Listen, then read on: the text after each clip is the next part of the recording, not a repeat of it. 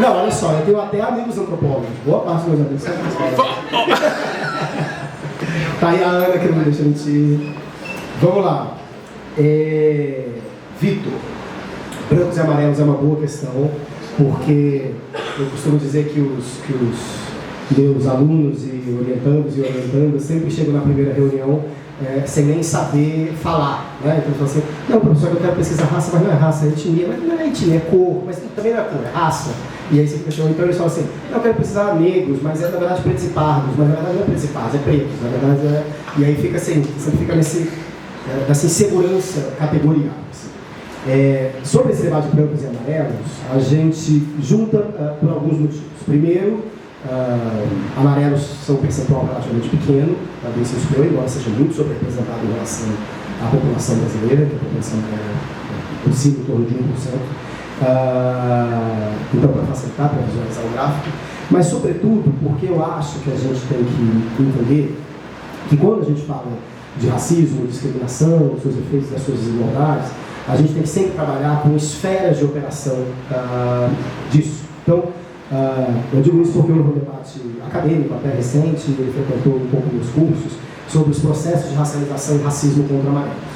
Não há dúvida, ou pelo menos não tenho dúvida, de que a população amarela, ou de origem, enfim, existe inclusive um debate sobre essas categorias que se tornam problemáticas, é racializada ou foi racializada no Brasil, inclusive sofrendo problemas em relação a isso.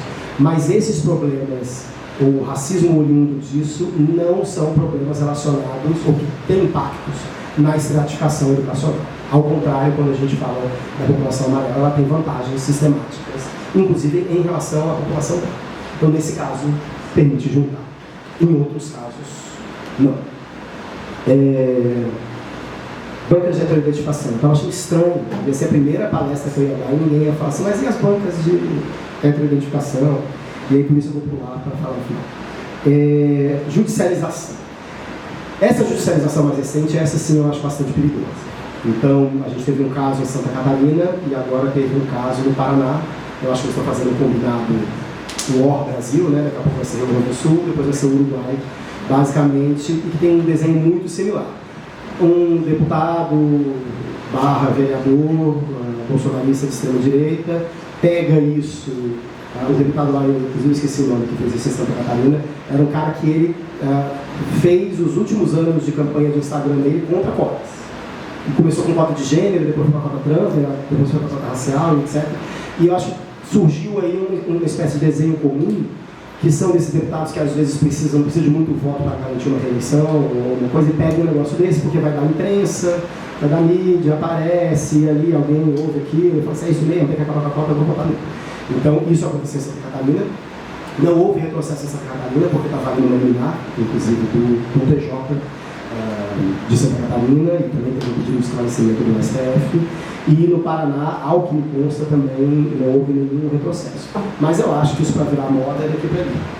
Ao mesmo tempo, eu acho que tem boas razões para não virar moda. Né? Ou seja, a eleição é esse ano, também as coisas não são tão simples assim. Mas essa judicialização me preocupa muito mais do que o ataque bolsonarista no atacado em relação às políticas de cotas. Eu acho que a coisa tende mais a retroceder num varejo perigoso do que nesse atacadão. Experiências estrangeiras. Isso é engraçado porque eu estou escrevendo livros comparativos sobre as cotas, estou escrevendo há mais ou menos uns 20 anos, e nunca termino, mas as experiências estrangeiras com ações afirmativas são muito diferentes. Agora, eu acho que tem elementos comparativos que são curiosos. Então, assim, em relação ao que aprender com outros países, uma coisa que eu acho muito curiosa, que tem a ver com o mercado de trabalho, é o seguinte: as ações afirmativas nos Estados Unidos, de certo modo na Índia e sobretudo na África do Sul, que são as grandes nações que implantaram ações afirmativas nas suas histórias, elas nasceram para regular o mercado de trabalho. Então, a ordem 86, eu acho, lá do Kennedy, era uma ordem que dizia: empresas de construção que o governo federal contratar não podem discriminar e vão ter que provar com números que elas não discriminam. Então, assim começa a ação afirmativa. Na África do Sul, você tem um modelo de ação afirmativa que inclusive estabelece que os acionistas de determinadas empresas têm de ser diversos. Por que eu estou dizendo isso? Porque todas essas ações afirmativas regulam o mercado, dizem diretamente para o mercado, ó, dá um jeito aí. No Brasil a gente não faz isso. No Brasil isso é visto como comunismo. Então, como o Estado vai regular o mercado e dizer o que uma empresa tem que fazer? Mas não é isso que o Estado faz, de certo modo. Então eu acho isso muito curioso. A gente é muito humilde nas nossas leis sobre mercado. Então a gente tem ação afirmativa no ensino superior público, que é Estado. A gente tem ação afirmativa no ProUni, mas é um sistema de incentivo ali que você tem que fazer uma outra coisa. Se quiser fazer, faz. Se não quiser, não faz.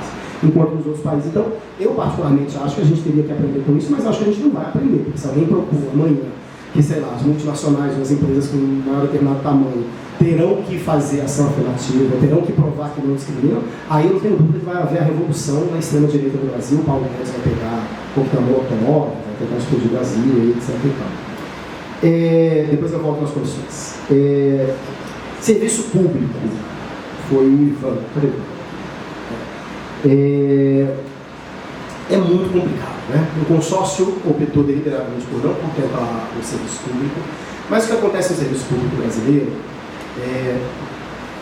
sobretudo federal, é que realmente algumas carreiras têm concursos muito complexos burocraticamente. Então é óbvio que existe racismo institucional nesse sentido, essas instituições que estão ali e não querem mudar e não vão mudar, etc. Mas elas se servem, de certo modo, dessa complexidade dos concursos. E não há espaço de maior complexidade em concursos do que o sistema de ensino superior, concurso para docência. Então, nós temos, em geral, concursos para uma vaga. Quer dizer, hoje em dia nós temos concursos para 0 vagas, mas quando existia, ou quando existe, eventualmente, uma vaga. Em geral, você tem de 4 a 7 fases nesse concurso, né? Análise de títulos, entrevista, prova-aula, prova escrita, tudo que você puder imaginar. Quanto mais fases você tem, quanto mais complexidade você tem nesses concursos, mais difícil é aplicar as contas. Porque em tese você teria que aplicar em todas as fases, mas concursos universitários normalmente não tem uma demanda tão grande, ou seja, quando você tem 50 inscritos, você já fala assim, nossa, é muita gente, etc. Então eu acho que tem uma complexidade colocada. Por outro lado, eu acho que existe a nova redação da lei, da qual eu sou a favor, tá? Agora não seja polêmica, ela estabelece implicitamente uma espécie de meta, no sentido de que o subtexto ali é assim, universidades vão ter que se virar. E muitas universidades estão se virando, muitas vezes fazendo coisas erradas, muitas vezes fazendo coisas certas, mas eu acho que é isso aí. Então, enfim, política pública não é um cenário que você para, pensa, cria a política pública ideal, ela funciona. Em geral, as boas políticas públicas saem da lata do lixo, para usar uma expressão da própria bibliografia. Então, eu acho que, embora os avanços sejam tímidos, eles, de certo modo, estão acontecendo.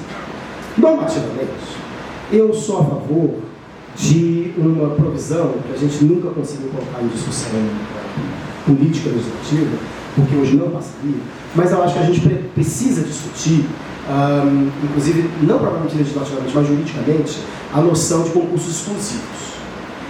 Basicamente, onde só podem se inscrever pessoas de um determinado perfil. Eu entendo pelo texto da lei, tanto pelo texto antigo quanto pelo texto novo, que a lei não tem o objetivo de diversificar os concursos públicos. Ela tem o objetivo de diversificar as autarquias públicas. Então, por exemplo, a nossa briga da UERJ, que não está subsumida nessa lei, é basicamente o seguinte: os departamentos, inclusive em termos de funcionários, o que não é tanto problema, porque a UERJ tem muitos funcionários participados, mas os departamentos que tiverem menos de 20% de professores participados só poderão abrir concursos exclusivos. E quando a gente coloca isso na UERJ, está avançando, existe uma adesão da pró-reitoria e etc., sempre aparece o argumento, mas isso vai ser judicializado. E eu digo assim, deixa. Porque quando chegar no STF, a gente discute. Porque a ideia de concurso exclusivo não é assim, a gente vai fazer um concurso exclusivo e vai ser eternamente exclusivo. É assim, uma determinada autarquia, um departamento, uma agência, uma carreira, etc. Até ela completar 20%, e eu sou humilde, eu gosto de ser humilde. Entendeu? 20%, vamos, né? Vamos conseguir 20%, depois a gente... Então assim, até ela conseguir 20%, isso teria um impacto, porque a gente às vezes fica achando que a universidade é ciências sociais, né? Mas vai lá no... Agora, por exemplo, você teve uma mudança na UERJ recente, ontem, recebi o documento, A medicina fez uma opção por unificação dos seus concursos, por causa das políticas de cotas. Porque qual era a questão da medicina? Concurso para especialista nível 2 em ginecologia genética. É assim, você tem 12 profissionais no Brasil que podem fazer esse concurso. Então, assim, não tinha como estabelecer. Então, houve um processo lá interno de unificação de concurso que eu não entendi ainda, porque eu não olhei a resolução, mas mostra uma tentativa de você resolver isso. Então, mas isso assim, isso é aquela ideia de novo de cientista político sociólogo que ninguém nunca vai implantar, porque isso é bem importante assim.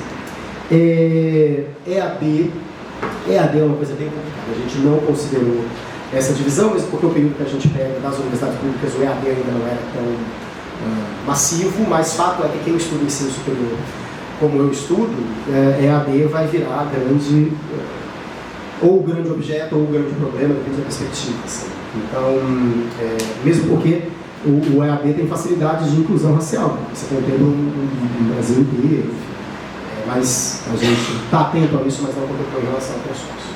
Comissões de heteroidentificação. No consórcio a gente fez um compromisso de não falar de comissões de heteroidentificação.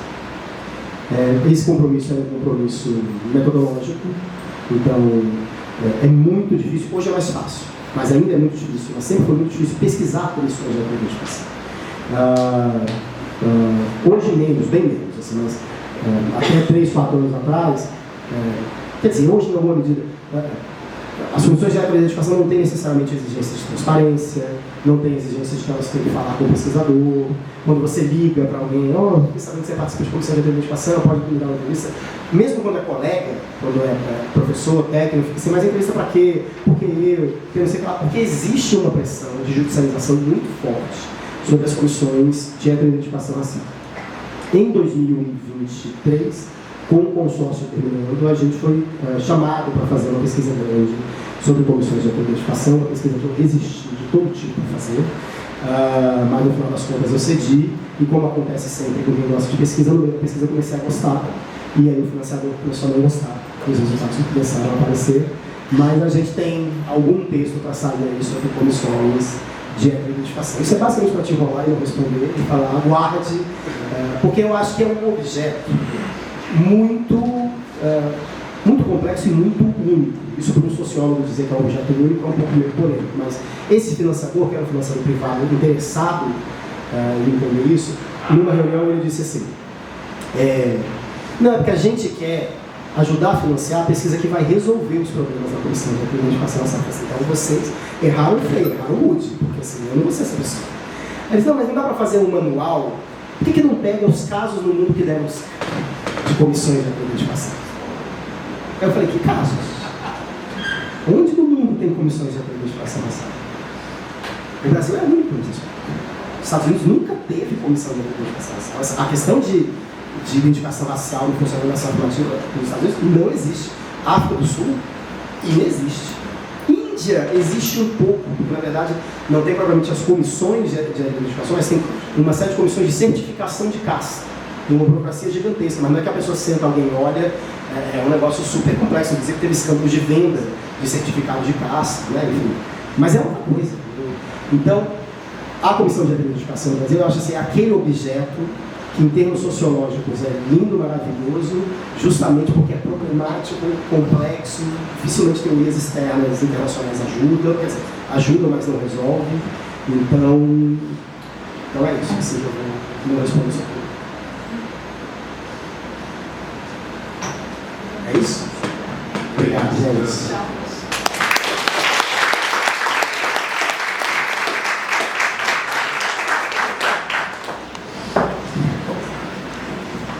Encerrar agradecendo mais uma vez o professor Luiz, que nos concedeu uma aula brilhante sobre um tema de grande relevância, não só para as ciências sociais, mas para a sociedade brasileira em geral.